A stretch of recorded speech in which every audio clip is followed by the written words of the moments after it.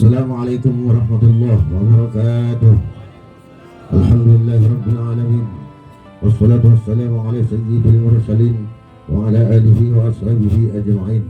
Qala rabbi shrah li sadri wa yassir li amri wahlul 'uqdatam min lisani yafqahu qawli. Qala la ilma lana illa ma 'allamtana innaka antal alimul hakim wa tub 'alaina innaka antat tawwabur rahim. Yang kami muliakan Kiai Haji Muslim Muallim, pimpinan Majelis Khatmil Quran Al-Mubarakah, segenap para asatidz dan anggota yang hadir pada malam yang berbahagia ini yang kami hormati. Mudah-mudahan perjumpaan kita ini menjadi perjumpaan yang diridhai Allah dan dijauhkan dari murka. Amin ya rabbal alamin. Hadirin rahimakumullah, kita melanjutkan kajian tafsir surah Yasin. Kita telah masuk kepada ayat insyaallah malam hari ini 74, 75 dan 76. A'udzu billahi minasyaitonir rajim. Bismillahirrahmanirrahim. Wattakhadhu min dunillahi alihatan la'allahum yunsarun. La yastati'una nasrahum wa hum lahum jundun muhdarun. Fala yahzunka qawluhum. Inna na'lamu ma yusirruna wa ma yu'linun. Wattakhadhu min dunillahi alihatan. Dan mereka semua menjadikan min dunillahi, dari selain Allah, alihatan sebagai Tuhan-Tuhan mereka, la'allahum yunsurun, karena mereka merasa yunsurun itu akan ditolong oleh Tuhan-Tuhan mereka yang selain Allah itu. Ayat yang dimaksud dari tafsir ayat ini, hum taraku ibadatallahi, yaitu mereka semua meninggalkan berubudiyah, mengabdi, menyembah kepada Allah Subhanahu wa ta'ala, alladina huwa rabbul alamin, yang sesungguhnya Allah Subhanahu wa ta'ala adalah yang menguasai seluruh alam, wa rabbu hadihin nikmah, yang juga menguasai seluruh kenikmatan yang telah diberikan Allah kepada seluruh umat ini. Sesuai di ayat Al-Quran juga, di ayat lain dijelaskan, surat Al-Baqarah ayat 284, lillahi ma fis samawati wa ma fil ard, sesungguhnya milik Allah lah apa yang ada di langit dan apa yang ada di bumi. Dulu insya Allah kita di Ketapang ini pernah ada paham yang mensalahgunakan, salah di dalam menafsirkan ajaran agama, termasuk ayat ini yang dijadikan dalil bahwa semua apa yang di langit, apa yang di bumi itu milik Allah, jadi boleh diambil. Jadi kita yang nanam ubi di tanah kita sendiri, tapi orang lain bebas ngambil itu. Kenapa? Karena milik Allah. Pernah ada kejadian seperti itu, orang yang mengikuti paham ini kemudian mencabuti ubi-ubi orang yang sudah ditanam oleh orang itu. Ketika tidak didatangi oleh sang pemiliknya, apa jawab dia? Ayat ini yang dibawa, lillahi ma fis samawati wa ma fil ard, sesungguhnya apa yang ada di langit dan di bumi ini katanya milik Allah, jadi aku pun bebas ngambil semau-mauku. Akhirnya apa? Dia pulang, pemilik ubi ini monen parang.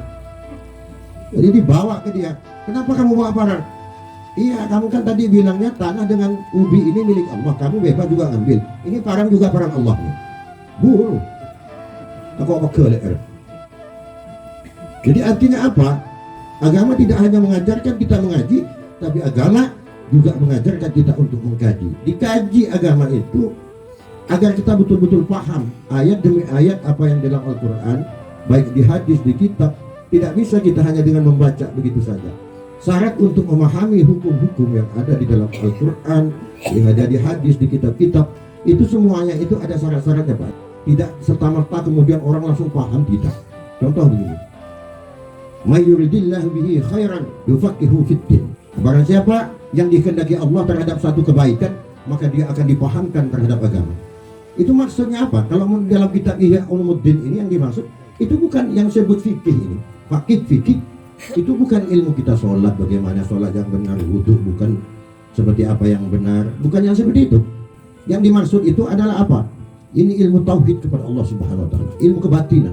Itulah fakih, itulah ilmu fikih. Hanya sekarang orang bergeser pemahaman, seolah-olah yang disebut ilmu fikih itu yaitu bagaimana kita puasa. Jadi ulama-ulama mutaakhirin ini menggeser pemahaman itu kepada hal-hal hukum-hukum yang seperti itu, padahal itu sebenarnya adalah ilmu tauhid kepada Allah Subhanahu wa ta'ala. Jadi kita harus menguasai balaghah, mantik, usul fikih, ilmu fikihnya, ilmu alatnya itu harus dikuasai. Makanya fasalu ahla dzikri in kuntum la ta'lamun. Bertanyalah kalian kepada orang yang tahu ketika itu memang tidak paham. Idza usidal amru ila ghairi ahlihi fantadris. Ketika satu urusan diserahkan kepada orang yang tidak ahlinya, maka tunggu kehancurannya. Begitupun hukum agama, begitupun tentang agama Allah ini, kalau tidak kita serahkan kepada betul-betul ahli, maka nanti akan muncul fatwa-fatwa yang justru menyesatkan kepada umat, bukan justru semakin mengarahkan kepada umat. Ini perlu hati-hati. Jadi kembali kepada pembahasan kita ini, wa'budu min dunillahi alihatan latam na'uhum min adabillah. Karena mereka mengira dengan menyembah dengan selain Allah, menyembah patung-patung, nah itu dianggap patung-patung itu nanti akan menyelamatkan mereka dari azab Allah. La yastati'una nasrahum. Dijawab oleh Allah Subhanahu wa taala, sesungguhnya patung-patung yang kau sembah itu tidak akan ada kemampuan apapun untuk menolong kalian, kata Allah. Wala Ibnu Abbas radhiyallahu ta'ala anhuma la yaqdirul asnam ala nusrihim. Jadi tidak akan ada kemampuan apapun patung-patung itu untuk menolong mereka yang menyembah terhadap patung itu. Wa hum lahum jundun muhdarun, dan sesungguhnya patung-patung itu lahum, bagi mereka itu nanti muhdarun, akan dihadirkan di hadapan Allah Subhanahu wa taala sampai ke neraka nanti. Kita nyembah patung misalnya, nanti patungnya juga dibawa itu ke neraka itu, jadi saksi, jadi alat pembakarnya. Jadi sesungguhnya patung-patung, pangkat, harta, semuanya ini kalau kita menyembah kepada harta, maka harta nanti yang akan membakar kita, yang jadi alat bakarnya nanti itu. Kalau jabatan, jabatan nanti yang akan menjadi pembakarnya. Kalau menyembah patung, patung nanti yang akan menjadi pembakarnya. Makanya karena sesungguhnya harta, tahta, semuanya ini yang ada di dunia ini adalah alat untuk kita menuju ridho Allah Subhanahu wa taala. Harta membuat kita masuk ke surga, harta bisa membuat kita masuk neraka. Juga pangkat bisa membawa kita masuk surga, pangkat juga bisa membawa kita masuk neraka. Jadi akan dihadirkan wa quduhan nas wal hijarah uiddat lil kafirin. Dan bara apinya itu, pengapiannya itu adalah an-nas wal hijarah, adalah manusia dan batu-batu yang disembah oleh orang-orang kafir, oleh orang-orang yang tidak beriman kepada Allah Subhanahu wa taala, atau orang yang sesungguhnya beriman tapi dia punya penyakit fasik, munafik, fasik. Kalau fasik ini di depan kita bilang beriman, tapi di belakang kita justru menghina kita.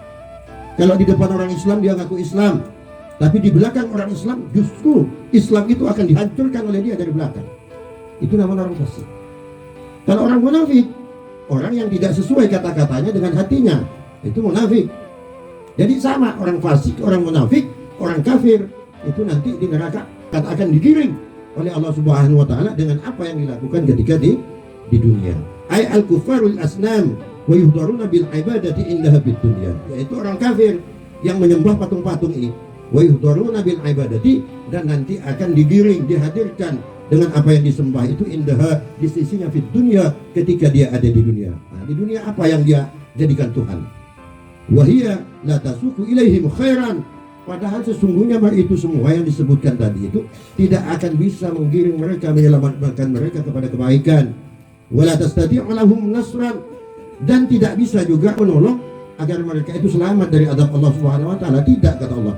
Wa qila hadhihi fil akhirah yu'ta kullu ma'budin min dunillahi ta'ala, dan nanti di akhirat itu akan didatangkan setiap apa yang ia sembah dari selain Allah Subhanahu wa taala, wa ma'ahu itba'uhu alladzina abaduhu, dan disertakan dengan apa yang mereka sembah itu abaduhu, siapa orang-orang yang menyembah patung misalnya, patungnya dihadirkan di akhirat di neraka Allah, yang menyembah patung juga sama, bersama-sama mereka. Kulluhum jundum muhdharuna finnar, dan sesungguhnya mereka itu adalah sepasukan yang akan dihadirkan nanti di dalam api nerakanya Allah.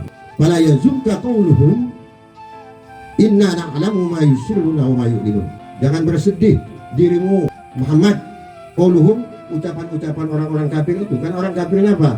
Orang kafir ini suka menghina Rasulullah SAW, baik itu secara samar-samar ataupun secara terang-terangan.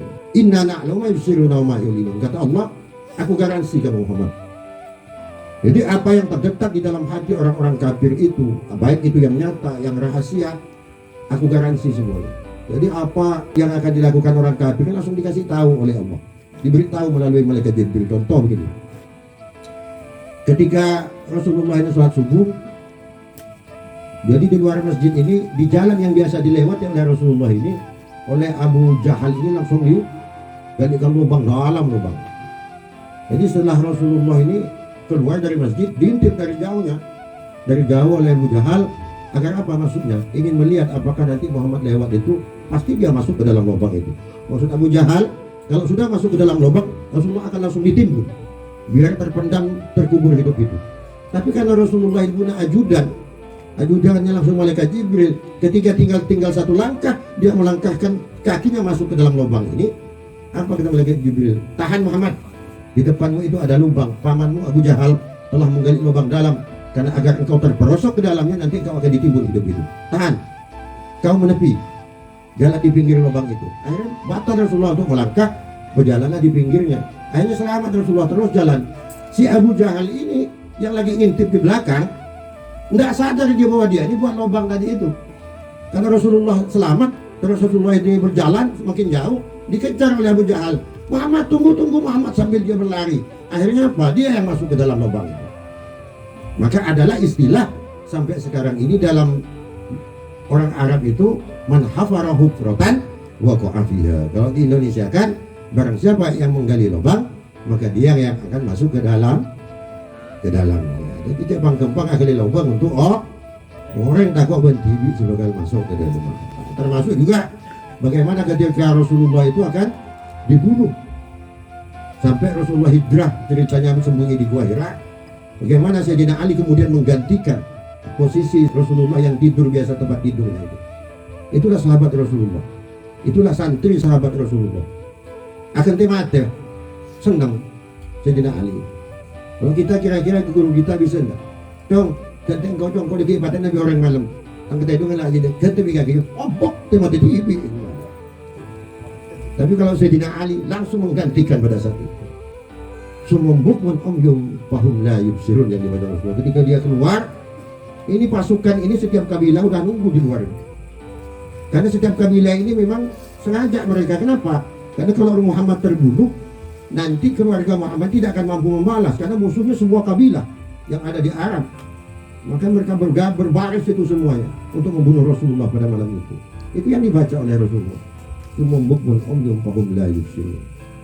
Jadi mereka itu tak bisa apa-apa, biarpun berdiri Rasulullah lewat tak melihat itu.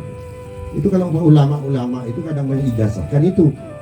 Kalau tak pengen dilihat orang, terus tak kita lagi orang, nah baca surat itu. Nanti pelayanan sampai dia cuma ke polisi, apa? Berajia baca. Insya Allah sampean tetap dihilang, tetap baik. Kenapa? Apakah ayatnya yang tidak mustajab? Bukan. Tergantung lidah siapa yang mengatakan. Tergantung lidah siapa. Kenapa? Karena ada cerita santrinya Sayyidina Khalil ini, di depan rumah Sayyidina Khalil ini dia melihat kertas plastik ini. Itu ada tulisan doa akikoh. Nah, tulisannya doa akikoh, tapi santri ini salah baca. Doa akikoh terbaca doa akiket. Dia amalkan, yakin, dia begitu yakinnya. Karena seorang guru Sayyidina Khalil, guru dia ini waliullah, yakin bahwa itu memang amalan untuk akiket. Betul, ketika dia atau orang menang itu tak mempan dia mengetokkan ke pedang dia apa. Karena yakin. Maka yang jadi persoalan hari ini adalah persoalan keyakinan. Banyak mulutnya fasih berbicara Arab, baca Al-Quran, baca kitab, baca hadis, mulut fasih, tapi hati yang tidak fasih, hati yang tidak bersambung kepada Allah.